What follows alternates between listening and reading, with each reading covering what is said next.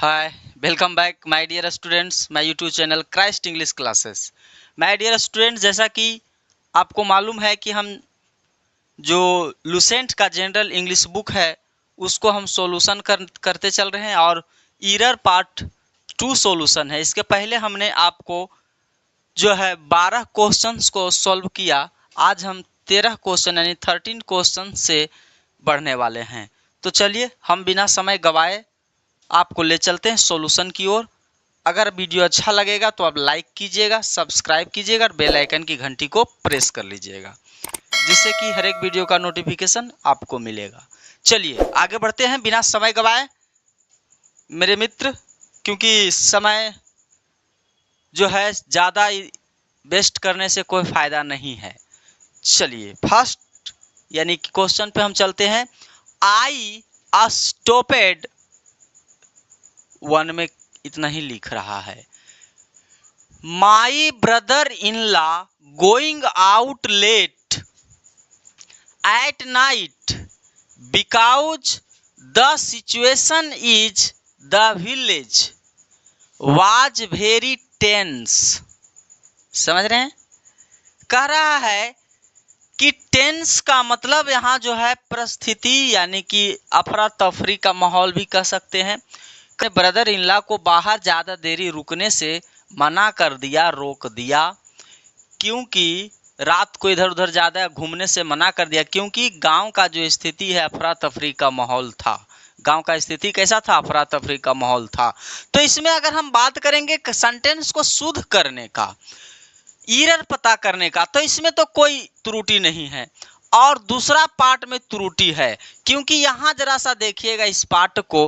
कहता है कि अगर कोई कंपाउंड नाउन, कौन noun? Compound noun. Compound noun जो मिश्रित नाउन होता है उसको अगर हम बनाते हैं क्या? अपोस्ट्रोफ एस लगाते हैं तो लास्ट वाले जो पार्ट होते हैं उसमें लगता है। जैसे में अगर हम बोलेंगे ब्रदर इन लॉ, तो लास्ट वाला पार्ट यहाँ है तो यहाँ एस लगेगा। तो हम इसको शुद्ध करने के लिए क्या करेंगे? यहाँ जो है अपोस्ट्रोफ एस का प्रयोग कर लेंगे, तब सेंटेंस हमारा क्या हो जाएगा? सही हो जाएगा। जरा सा समझने का फिर से प्रयास कीजिएगा, क्योंकि क्या बोल रहे हैं? कंपाउंड नाउन के जो अंतिम वर्ड होते हैं उसमें हम अपोस्ट्रोफ एस लगा करके उस नाउन को हम क्या बनाते हैं? पोसेसिव बनाते हैं, अधिकृत बनाते हैं। तो यहाँ जो है ब्रदर इन लॉ, तो लास्ट वाले शब्द तो यही है, तो इसी में हमको क्या लगाना था? अपोस्ट्रोफ एस लगाना था। उसके बाद हमारा सेंटेंस क्या हो गया? सही हो गया। इतना सा बात था। यानी कि गलती नंबर किस में हुआ? इसमें तो नहीं है।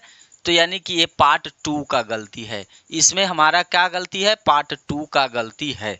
चलिए क्वेश्चन नंबर 14 पे हम लोग चलते हैं। Vikas does not even, number 1 इतना ही है।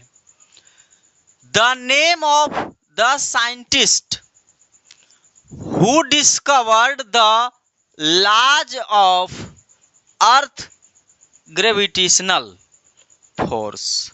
माय डियर स्टूडेंट्स, कह रहा है कि Vikas does not even the name of scientist. कहता है विकास जो है हालांकि उस वैज्ञानिक का नाम नहीं जानता है जो कि क्या कर रहा है? पृथ्वी का गुरुत्वाकर्षण नियम को खोज किया है। पृथ्वी के गुरुत्वाकर्षण, बढ़िया से समझिएगा, यहाँ क्या लिख रहा है जो देखेगा? अर्थ ग्रेविटेशनल, पृथ्वी गुरुत्वाकर्षण। ये क्या हुआ भाई? यहाँ कह रहा है, इसको जरा सा देखेंगे, द लॉज ऑफ यानी कि अर्थ ग्रेविटेशनल। अर्थ ग्रेविटेशनल का मतलब होता है पृथ्वी गुरुत्वाकर्षण। तो यहाँ पृथ्वी का गुरुत्वाकर्षण, पृथ्वी के गुरुत्वाकर्षण के नियम का बात कर रहा है। तो यहाँ जो है हमारा राइट करने के लिए यहाँ अपोस्ट्रोफ एस का प्रयोग होगा, जिससे कि क्या होगा? हमारा सेंटेंस करेक्ट हो जाएगा। तो यहाँ जो है त्रुटि नंबर अगर हम बात करेंगे तो 1 में नहीं है, 2 में नहीं है, 3 में नहीं है, 4 में है। ये गलती किस में चला गया? 4 में चला गया। चलिए हम अगले क्वेश्चन की ओर चलते हैं आपको लेकर के। हम आपको फर्स्ट ऑफ ऑल थोड़ा सा बोर्ड को क्लीन कर लेते हैं।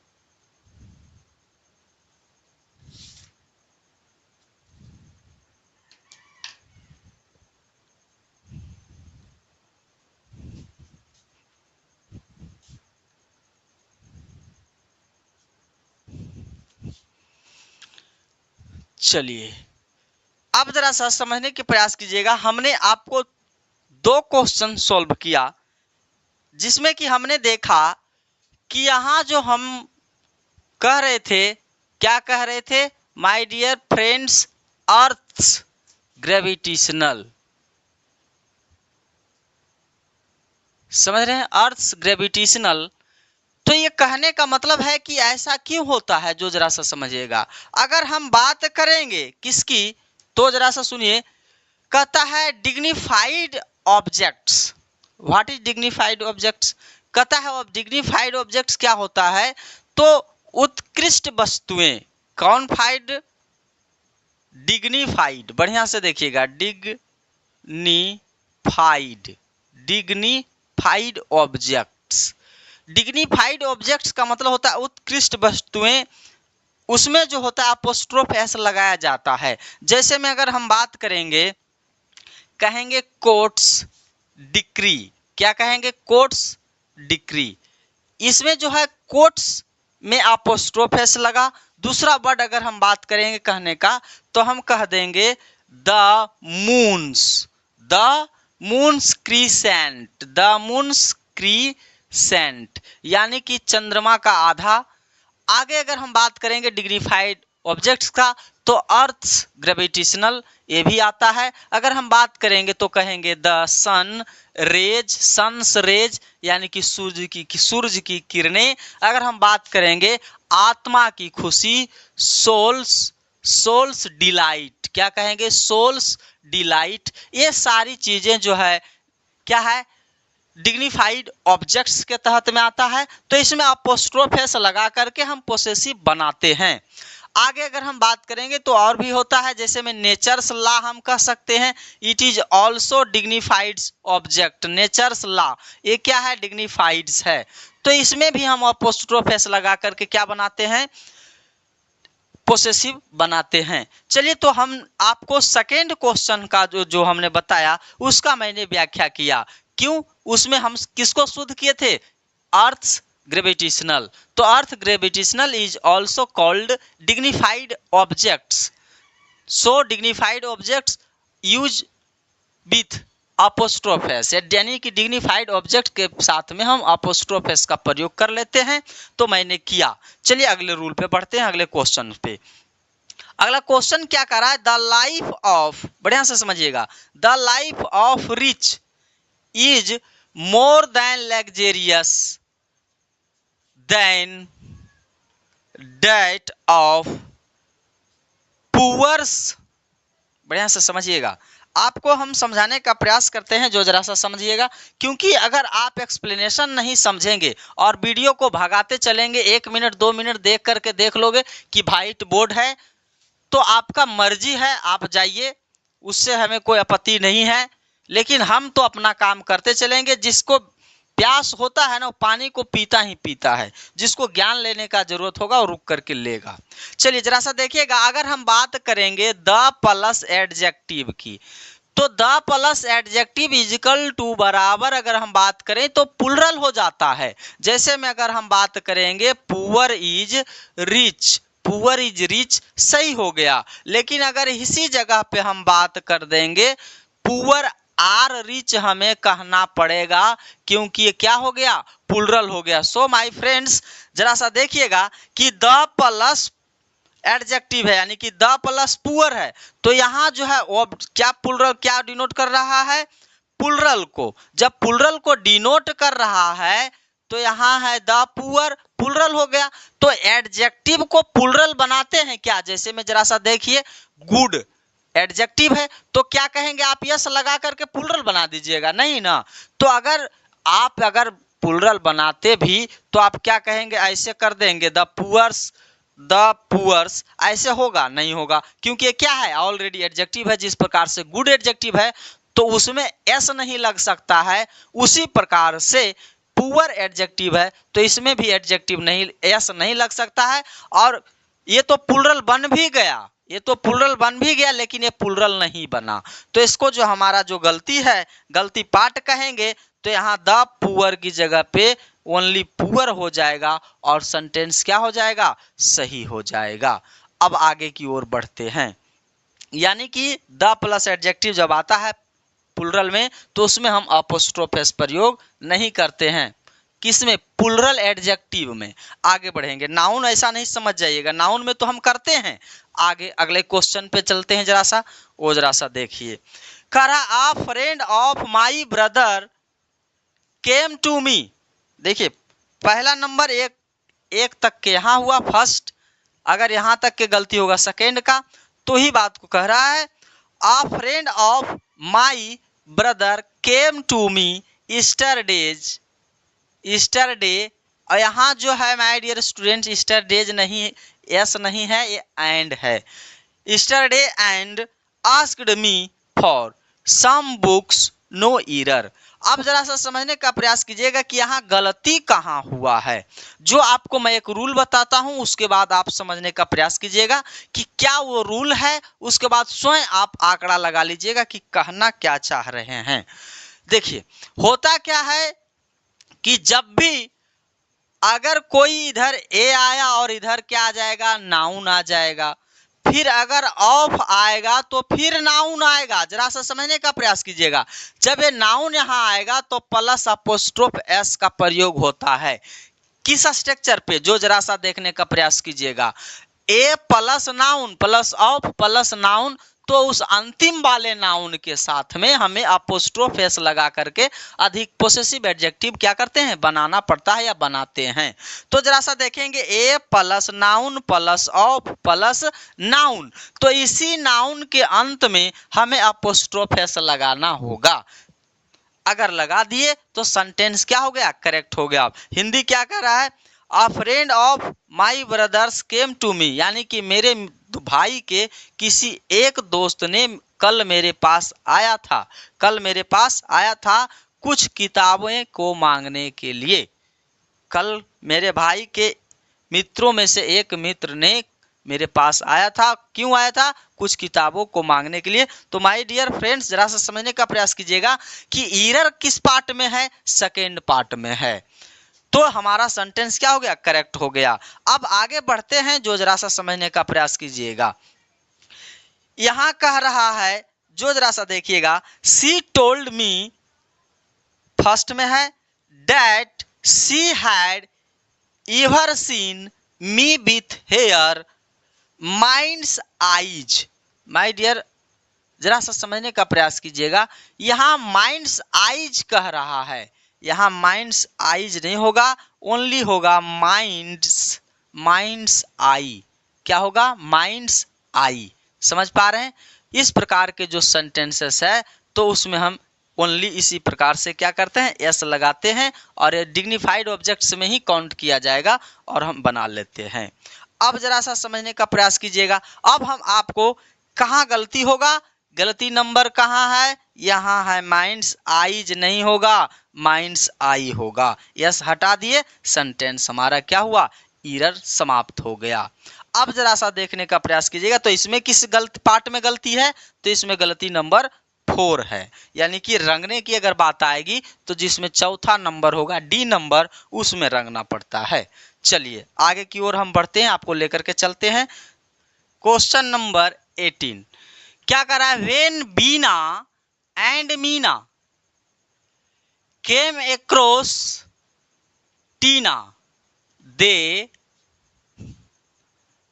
Cout one another hand.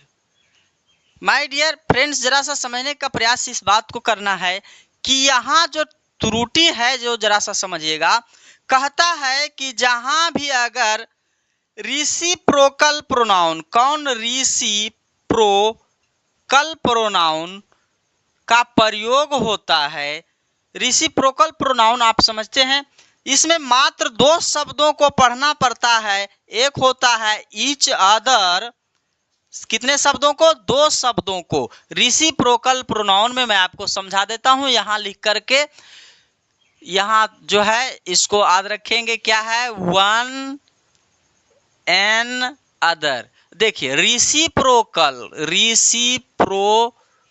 Pronoun में हम पढ़ते हैं 2 शब्द। कौन कौन शब्द, पहला तो पढ़ते हैं ईच अदर और दूसरा पढ़ते हैं one another, one another. अब जरा सा कहता है कि रेसिप्रोकल प्रोनाउन में each other, one another, तो ईच अदर के बाद देखिए अगर माने तो ये कंपाउंड नाउन है, क्योंकि दो शब्द दो या दो से मिल जाने के, दो या दो से अधिक वर्ड मिलकर के जो नाउन बनता है वो कंपाउंड होता है। तो ये तो रेसिप्रोकल प्रोनाउन है, तो इसका एक ये हुआ, इसका ये हुआ, तो अंतिम वाला पार्ट में ही तो हम लगाते हैं अपोस्ट्रोफ एस। जैसे में हमने लगाया था ब्रदर इन लॉस, तो ला में यस लगाया था, तो वहां इसी प्रकार से यहाँ भी हम कहेंगे अदर के बाद हम अपोस्ट्रोफ एस लगाएंगे, तो क्या हो जाएगा ईच अदर्स। अगर हम बात करें हैंड तो हो जाएगा एक दूसरे का हाथ, वन अनदर एक दूसरे का हाथ। तो यहाँ भी हमें राइट करने के लिए वन अनदर हैंड्स होगा। कहने का मतलब क्या है कि वन अनदर हैंड्स जब हम कहेंगे तो हमारा सेंटेंस क्या हो जाएगा, राइट हो जाएगा। अगर हिंदी की अगर हम बात करें कि हिंदी क्या होगा, तो हमने सेंटेंस में क्या पढ़ा, हमने सेंटेंस में पढ़ा बीना, क्या पढ़ा, Bina and Meena came across Tina, they caught one another's hand and talked for an hour. कहता है बीना और जो है बीना और मीना टीना को पार करने के लिए एक दूसरे को हाथ को पकड़ ली और घंटों तक बात करते रही। चलिए ये हमने आपको हिंदी किया और राइट हमने किया। आगे बढ़ते हैं।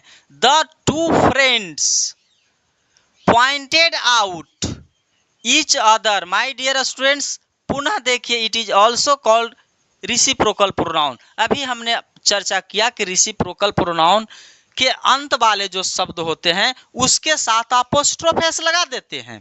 तो रेसिप्रोकल प्रोनाउन के जो अंतिम वाला शब्द जो है, तो आप देख रहे थे क्या आ रहा था, each other, one and other. Other जो आ रहा था क्या आ रहा था, रेसिप्रोकल प्रोनाउन के अंतिम शब्द। तो यहाँ जो है हम देख लिए कि रेसिप्रोकल प्रोनाउन के अंतिम शब्द यहाँ जो है इसके बाद अगर हम अपोस्ट्रोफ एस लगा देंगे तो सेंटेंस हमारा राइट हो जाएगा। The two friends pointed out each others merit and demerits before the teacher. कहता है दो दोस्तों ने एक दूसरे के गुण और अवगुण के टीचर के सामने संकेत किया। टीचर के सामने क्या किया, संकेत किया। क्या हुआ हिंदी, फिर से जरा सा देख लीजिएगा। दो मित्रों ने अपने गुण और अवगुण, यानी कि दो मित्रों ने अपने टीचर के सामने गुण और अवगुण को क्या किया, इशारा किया, संकेत किया, बताया। ये ही हुआ इसका हिंदी। राइट करने के लिए सेंटेंस में त्रुटि कहाँ था, आप जान गए कि रेसिप्रोकल प्रोनाउन के साथ में अपोस्ट्रोफ एस का प्रयोग किया जाता है, जो मैंने किया। और रेसिप्रोकल प्रोनाउन शब्द की अगर हम बात करें तो मात्र गिना हुआ शब्द होता है दो, each other and one and other. चलिए आगे की ओर हम बढ़ते हैं। हमने क्वेश्चन नंबर जो 20 था उस 19 था उसको भी हमने क्या कर दिया, कंप्लीट किया। आगे बढ़ते हैं माय डियर फ्रेंड्स, जो जरा सा देखेंगे इजी वे में आप लोग समझते चलेंगे। कह रहा है one should be true to one word. My dear student, जरा सा समझने का प्रयास कीजिएगा कि सेंटेंस में गलती कहाँ है। तो हम आपको बताए थे कि वन सब्जेक्टिव केस है। कैसे, जो जरा सा देखिएगा कि आई का सब्जेक्टिव केस आई होता है, आई सब्जेक्टिव केस है। इसका पोसेसिव एडजेक्टिव माई होता है, पोसेसिव प्रोनाउन माइन होता है, ऑब्जेक्टिव केस मी होता है। उसी प्रकार से अगर हम बात करेंगे तो बी सब्जेक्टिव केस है, आवर पोसेसिव एडजेक्टिव है, आवर पोसेसिव प्रोनाउन है, अस ऑब्जेक्टिव केस है। उसी प्रकार से हर एक पर्सनल प्रोनाउन को हम बनाते हैं। और आगे देखते हैं कि वन सब्जेक्टिव केस है, पोसेसिव एडजेक्टिव वंस होता है, पोसेसिव प्रोनाउन वंस होता है और ऑब्जेक्टिव केस वन होता है। माय डियर फ्रेंड्स, जरा सा यहाँ इस बात को जिक्र करना है कि यहाँ वन सब्जेक्ट है तो इसका अधिकरण वन नहीं होता है, वंस होता है। इसका अधिकरण क्या होता है, वंस होता है। तो इस सेंटेंस में मात्र इस पे निर्भर कर रहा था, यही हमारा राइट कर दिया, कहाँ क्या कर दिया, राइट, वन के जगह पे हमको उसको पोसेसिव एडजेक्टिव प्रयोग कर दिए, वंस कर दिए, सेंटेंस क्या हो गया, करेक्ट हो गया। Thank you. अगले क्वेश्चन की ओर जब हम बढ़ते हैं, जो जरा सा समझने का प्रयास कीजिएगा। जब हम आगे की ओर जब बढ़ते हैं तो थोड़ा सा आप ही क्वेश्चंस को जरा सा सॉल्व कर लीजिएगा। हम आपको ओनली एक्सप्लेनेशन कर लेते हैं, उसके बाद हम आपको बताते हैं कि कहाँ एरर होगा, तब आप आराम से उसको देख पाएंगे। जरा सा इस विधि से पढ़ के देखिए। फर्स्ट ऑफ ऑल हम पहले आपको एक्सप्लेन कर देते हैं, उसको बाद आप देखने का प्रयास कीजिएगा। चलिए जरा सा देखिए, कहता है कि अगर नाउन सिंगुलर होगा, जैसे में बॉय सिंगुलर होगा तो इसमें अपोस्ट्रोफ लगा करके प्लुरल बना लेते हैं, यानी कि अधिकृत करते हैं, पोसेसिव बनाते हैं। जैसे में हम कहेंगे बॉयज, ठीक है। अब अगर ये बॉयज प्लुरल हो जाए, बॉयज क्या हो जाएगा, प्लुरल हो गया। अब प्लुरल हो गया तो अंत में प्लुरल होने के लिए क्या लिया, अंत में एस लिया। तो जब एस लिया तो हम कहेंगे बॉयज कॉलेज, लड़कों का कॉलेज। तो यहाँ क्या हम लिख रहे हैं, जरा सा हिंदी भी देखिएगा, लड़कों का कॉलेज या महाविद्यालय, लड़कों का महाविद्यालय। तो लड़कों तो इतना में हो गया, तब अब का के लिए आप क्या कहेंगे, अपोस्ट्रोफ एस लगाएंगे, फिर क्या लिखेंगे, college. But it is incorrect, एक गलत है। क्यों गलत है, जो जरा सा समझने का प्रयास कीजिएगा। क्योंकि ऑलरेडी ये नाउन एस ले चुका है, ऑलरेडी ये नाउन एस ले चुका है, तो आपको अपोस्ट्रोफ एस नहीं, ओनली अपोस्ट्रोफ एस का चिन्ह प्रयोग करना पड़ेगा। तो क्या हो जाएगा, सेंटेंस या वर्ड करेक्ट होगा। तो उसी प्रकार से जरा सा देखने का प्रयास कीजिएगा एक वर्ड। और हम लोग लिखते हैं टीचर डे आ रहा है, कितना जगह पे हर एक लोग टीचर में बैनर जो है इसी प्रकार से बना देता है, teacher day. But it is not right, it is incorrect. If you want to see the proofs, so you open the book general English Lucent, आप देख लीजिएगा, ओपन कर लीजिएगा चैप्टर केस, उस जगह पे आपको प्रमाणित कर दिया गया है कि ये वर्ड जो है राइट नहीं है, रॉन्ग है। और इसका राइट करने के लिए, क्योंकि एक ही टीचर के लिए टीचर डे नहीं होता है, तो सारे टीचरों का होता है, बहुत सारे टीचर को, तो हम टीचर में क्या लगा दिए, एस लगा दिए। अब अगर हम अपोस्ट्रोफ एस लगाएंगे तो यही बात हो जाएगा, लड़कों का कॉलेज में। तो शिक्षक डे जो होता है, शिक्षक यानी कि टीचर डे जो होता है, तो टीचर्स पहले लिख करके अपोस्ट्रोफ एस लगाना नहीं है, ओनली अपोस्ट्रोफ एस का मार्क लगाना होता है, उसके बाद डे लगाना होता है। यानी कि ये सही है और ये गलत है, लेकिन अधिकांशतः जगह आपको ये मिलेगा लिखा हुआ। बट आप लोग उसको जब लिखवाने जाते हैं तो आप अपने टीचर को गलत लिखवा करके ना दीजिए, जाने के वक्त आप बोलिए कि आप जो है पहले एस लगा दीजिएगा, उसको बाद चिन्ह लगाइएगा। तो स्वयं प्रश्न पूछेगा कि बोलेगा हम तो बना करके ऐसे रखे हुए हैं, तो बोलना कि नहीं, वहां से एस को हटाओ या एस को हटा करके थोड़ा सा सटा लो और अपोस्ट्रोफ एस का जो चिन्ह दिया है उसको एस के बाद कर दो। बस इतना सुधार करवा लीजिएगा, आपका टीचर्स भी खुश हो जाएंगे कि हमारे स्टूडेंट में मैच्योरिटी आ रहा है, शुद्धता आ रहा है। चलिए आगे बढ़ते हैं। तो यहाँ जरा सा अब देखिए कि कहाँ हुआ, तो उस प्रकार से देखेंगे तो सीनियर्स डिजायर्स, सीनियरों का इच्छा, तो एक सीनियर का इच्छा होता है नहीं ना, तो इसको शुद्ध करने के लिए क्या कहेंगे, हम एस लगाएंगे और यहाँ अपोस्ट्रोफ एस का चिन्ह लगा देंगे, सीनियर्स डिजायर हो जाएगा। अब हिंदी क्या होगा, the eldest son of mister Thakur, यानी मिस्टर ठाकुर के सबसे बड़े बेटे ऑनर्स हिज नहीं इज होगा, ऑनर्स इज सीनियर्स डिजायर, यानी कि मिस्टर ठाकुर के सबसे बड़े बेटे जो हैं वो सीनियर की इच्छाओं को क्या करते हैं, सम्मान करते हैं, इज्जत करते हैं। चलिए क्वेश्चन कंप्लीट हुआ। 22 नंबर पे आकर के देखेंगे, आई डू नॉट थिंक, मैं नहीं सोचता हूं, इट इज योर हाउस, कि तुम्हारा हाउस है, इट इज समबडी इल्स, यह किसी और का भी है। माय डियर फ्रेंड, जरा सा आप समझने का प्रयास कीजिएगा। देखिए कहता है कि जहां भी अगर बात करेगा समबडी, नोबडी, क्या समबडी, नोबडी, एनीबडी, तो आप जो है इन सभी शब्द को देख लेंगे। उसके साथ में अगर समबडी, नोबडी, एनीबडी के बाद अगर एक वर्ड प्रयोग हो रहा है इल्स, तो ध्यान रहे कि इल्स के बाद अपोस्ट्रोफ एस का प्रयोग किया जाता है, अर्थात इस सेंटेंस को सुधारने के लिए, करेक्ट करने के लिए हमारा पास जो त्रुटि है, यहाँ समबडी इल्स नहीं कह करके हम कहेंगे इल्स के बाद अपोस्ट्रोफ एस का प्रयोग करेंगे। क्या कहेंगे? समबडी इल्स, इल्स में इल्स लिख करके हम अपोस्ट्रोफ एस लगा लेंगे, तब हमारा सेंटेंस क्या हो जाएगा? करेक्ट हो जाएगा। My dear students, next question को हम देखते हैं।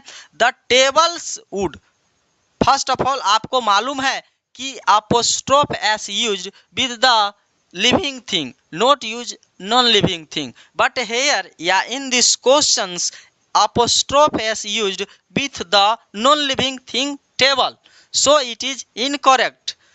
अगर ये गलत है तो इसको सही करने के लिए हम क्या करना पड़ेगा? हमको यानी कि use of instead of S, यानी एस के बदले में हम ऑफ का प्रयोग कर लेंगे, और जो वुड नाउन है उसको इधर कर देंगे, तो कहेंगे the wood of the table, the sentence will be correct. Sentence क्या हो जाएगा? 23 नंबर 23 सही हो जाएगा। अब जरा सा इसमें 25 क्वेश्चंस दिया है। अभी तक के हमने जो जिक्र किया 23 किया, और बाकी मेरे पास जो रह गए 2 क्वेश्चंस रह गए हैं, जो जरा सा आप समझ लीजिएगा कि इसमें किस प्रकार का 2 क्वेश्चंस पूछेगा, जो जरा सा देखिएगा। एक बुक का नाम होता है Gulliver's, the Gulliver's apostrophe S लगता है, द गुलिवर्स ट्रेवलर्स। तो इस प्रकार के जो सेंटेंस होता है द गुलिवर्स, जरा सा देखेंगे डबल एल होता है, द गुलिवर्स ट्रेवलर्स, तो अपोस्ट्रोफ एस जो है यहाँ जरा सा देखिए अपोस्ट्रोफ एस कहाँ लगता है? गुलिवर्स में ही लग जाता है, ना कि बुक्स के बाद लगेगा यहाँ। यानी कि कहने का मतलब गुलिवर्स ट्रेवलर्स जो है एक बुक का नाम है, तो एक कहता है गुलिवर का यात्रा, तो इसमें लगा देंगे अपोस्ट्रोफ एस, गुलिवर्स के बाद लगा देंगे, तो सेंटेंस क्या हो जाएगा? सेंटेंस सही हो जाएगा। अगले क्वेश्चन जो इसमें लिख दिया है वो जरा सा समझिएगा कि 2 नाउन लिया है, जैसे में बोलते हैं एक राम लिया है तो यहाँ भी अपोस्ट्रोफ एस लगा दिया है, और दूसरा सुधीर लिया है तो यहाँ भी अपोस्ट्रोफ एस लगा दिया है। बट माय डियर स्टूडेंट्स, जब 2 नाउन जुड़ता है तो अपोस्ट्रोफ एस अंतिम वाले नाउन के साथ में लगता है और दोनों का अधिकार को व्यक्त कर देता है। चलिए, हमने आपको 25 नंबर यानी 25 क्वेश्चंस जो हुआ उसको मैंने क्लियर करने का प्रयास किया। अब आगे की ओर जब हम बढ़ते हैं तो हम आपको मिलवाएंगे क्या इसका फिलर, तो हम अगले बार मिलते हैं आपसे न्यू वीडियो में फिल इन द ब्लैंक्स लेकर के। तब तक के पढ़ते रहिए। Thank you. जय हिंद।